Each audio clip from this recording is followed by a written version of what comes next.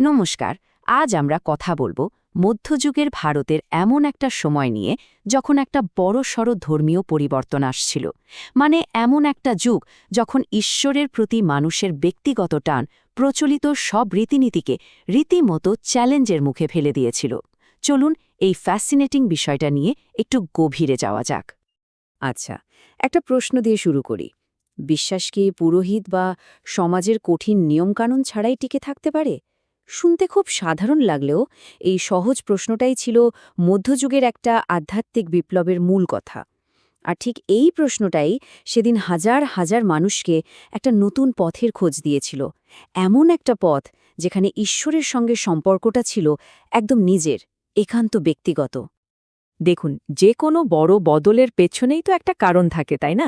ভক্তি আন্দোলনের ক্ষেত্রেও ব্যাপারটা ঠিক তাই। তো চলুন আগে আমরা সেই সময়কার সামাজিক আর ধর্মীয় পরিস্থিতিটা একটু বুঝে নিই। মানে কি এমন হচ্ছিল তখন, যার জন্য এই নতুন ভাবনাগুলোর জন্ম হলো?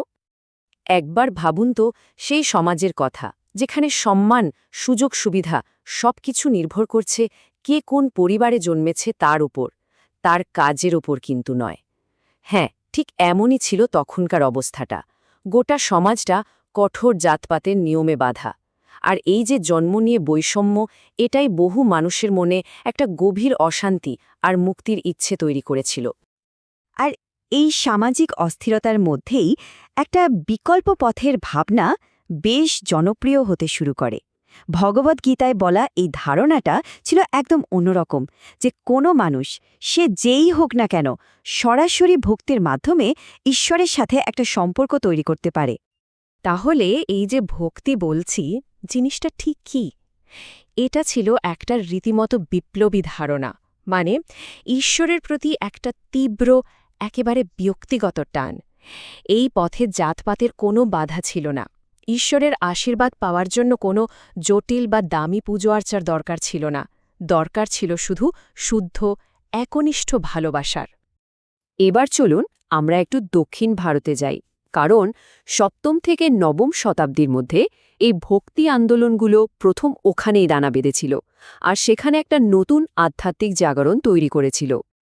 দক্ষিণ ভারতে এই ভক্তির ঢেউটা ছড়িয়ে পড়েছিল মূলত দুটো গোষ্ঠীর সাধক কবিদের হাত ধরে। একদিকে ছিলেন নয়ানার, তারা ছিলেন শিবের ভক্ত, আর অন্যদিকে আলভার, তারা ছিলেন বিষ্ণুর উপাসক। কিন্তু মজার ব্যাপার হলো, তাদের আরাধ্য দেবতা আলাদা হলেও মূল কথাটা কিন্তু একই ছিল। ঈশ্বরের প্রতি গভীর ভালোবাসাই হল মুক্তির একমাত্র রাস্তা। আলভাররা আবার তাদের কবিতায় প্রাচীন সঙ্গম সাহিত্যের প্রেম আর বীরত্বের কথাও তুলে আনতেন। আর এই আন্দোলনের সবচেয়ে বিপ্লবী দিকটা কিন্তু এখানেই লুকিয়ে আছে। দেখুন, এটা ছিল সবার জন্য। প্রচলিত জাতপাতের প্রথাকে এটা সরাসরি চ্যালেঞ্জ ছুড়ে দিয়েছিল। পুলাইয়ার বা পানারদের মতো সম্প্রদায়, যাদেরকে কিনা অচ্ছুত বলে দূরে সরিয়ে রাখা হতো, তাদের মধ্যে থেকেও সাধুরা উঠে এসে নেতৃত্ব দিয়েছিলেন। ভাবুন তো একবার, সেই সময়ে দাঁড়িয়ে এটা কত বড় একটা পদক্ষেপ ছিল।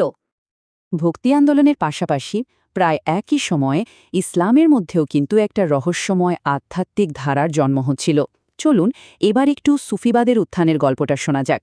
এটাও ভক্তি আন্দোলনের মতোই ব্যক্তিগত অনুরাগের উপর খুব জোর দিত। সুফিরা ছিলেন ইসলামের মরমী সাধক। মানে তারা ধর্মের বাইরের আচার অনুষ্ঠানের চেয়ে ভেতরের অনুভূতির ওপর অনেক বেশি জোর দিতেন। ঈশ্বরের সঙ্গে ব্যক্তিগতভাবে মিলিত হওয়ার জন্য তারা ব্যাকুল থাকতেন, ঠিক যেমন করে একজন প্রেমিক তার ভালোবাসার মানুষকে খোঁজে। তাদের দর্শনটা ছিল খুব সহজ: ঈশ্বরকে ভালোবাসো আর তার তৈরি করা সব কিছুকে ভালোবাসো। মায়া, মমতা আর প্রেম, এটাই ছিল তাদের পথের মূল কথা। এই সুফি শিক্ষাটা কিন্তু একটা বেশ গোছানো ব্যবস্থার মাধ্যমে ছড়াতো, যেটাকে বলা হতো সিলসিলা। ব্যাপারটা অনেকটা একটা চেনের মতো। একজন গুরু, যাকে বলা হতো পীর, তিনি বিভিন্ন পদ্ধতির অর্থাৎ তরিকার মাধ্যমে তার শিষ্যদের আধ্যাত্মিক পথে নিয়ে যেতেন। আর এভাবেই গুরু শিষ্যের একটা অটুট পরম্পরা তৈরি হতো, যা প্রজন্মের পর প্রজন্ম ধরে চলত। বেশ, এবার আসা যাক উত্তর ভারতের কথায়। এখানে এমন কিছু অসাধারণ ব্যক্তিত্বের আবির্ভাব হয়েছিল যারা এই বিভিন্ন চিন্তাধারাকে এক জায়গায় এনেছিলেন। তারা ধর্মীয় ভেদাভেদের বিরুদ্ধে জোরদার আওয়াজ তুলেছিলেন। তারাই শিখিয়েছিলেন যে ঈশ্বর এক, কিন্তু তার কাছে পৌঁছনোর রাস্তা অনেক। এই পথের কথা বলতে গেলে যার নাম প্রথমেই আসে তিনি হলেন কবির। তার লেখা এই লাইনটা একবার দেখুন, হে আল্লাহ রাম। কি সহজভাবে তিনি আল্লাহ আর রামকে এক করে দেখছেন। এটাই ছিল তার দর্শনের মূল কথা। তিনি হিন্দু মুসলিম এসব ধর্মের বাইরের ভেদাভেদের অনেক ওপরে উঠে এক নিরাকার ঈশ্বরের কথা বলতেন। কবিরের শিক্ষা ছিল একদম সোজাসাপটা আর বৈপ্লবিক। তিনি মূর্তিপূজা, জটিল আচার অনুষ্ঠান বা পুরোহিতদের দাদাগিরির ঘোর বিরোধী ছিলেন। তার মতে সেই নিরাকার ঈশ্বরকে পাওয়ার জন্য শুধু ভক্তি বা গভীর অনুরাগে যথেষ্ট, মাঝখানে আর কোনো দালালের দরকার নেই। আর তার এই সহজ আডম্বরহীন কথাই হিন্দু মুসলিম নির্বিশেষে সাধারণ মানুষকে ভীষণভাবে টেনেছিল। আর একজন মহান সাধক বাবা গুরু নানক সাম্যের এই ভাবনাকে শুধু কথার কথা করে রাখেননি, তিনি এটাকে কাজে করে দেখিয়েছিলেন। কিভাবে? লঙ্গর প্রথার মাধ্যমে। এটা হলো একটা রান্নাঘর যেখানে ধনী গরিব হিন্দু মুসলিম নারী পুরুষ সবাই এক লাইনে বসে একসাথে খেতেন। বাবা গুরু নানকের শিক্ষা ছিল খুব বাস্তববাদী আর সাম্যের উপর ভিত্তি করে। তিনি এক ঈশ্বরের উপাসনার কথা বলতেন আর খুব পরিষ্কার করে বলে দিয়েছিলেন যে মুক্তি পাওয়ার জন্য কে কোন জাতের, কোন ধর্মের বা নারী না পুরুষ এসবের কোনো দাম নেই।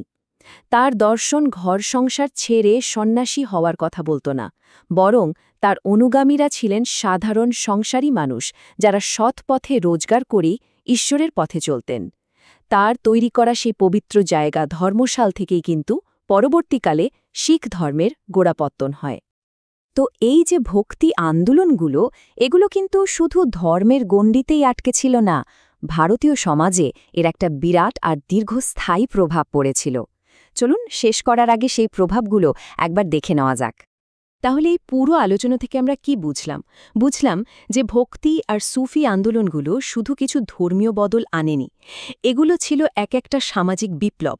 এগুলো একদিকে যেমন জাতপাতের গোড়ামিকে ধাক্কা দিয়েছিল, তেমনি ঈশ্বরের সঙ্গে সরাসরি একটা ব্যক্তিগত সম্পর্কের দরজা খুলে দিয়েছিল।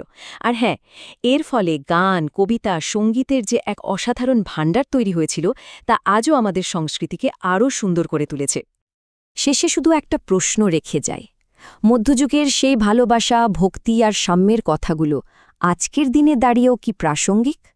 যখন চারিদিকে এত বিভেদ, এত সংঘাত, তখন এই সাধকদের দেখানো পথ কি আমাদের নতুন করে আলো দেখাতে পারে? একটু ভেবে দেখবেন।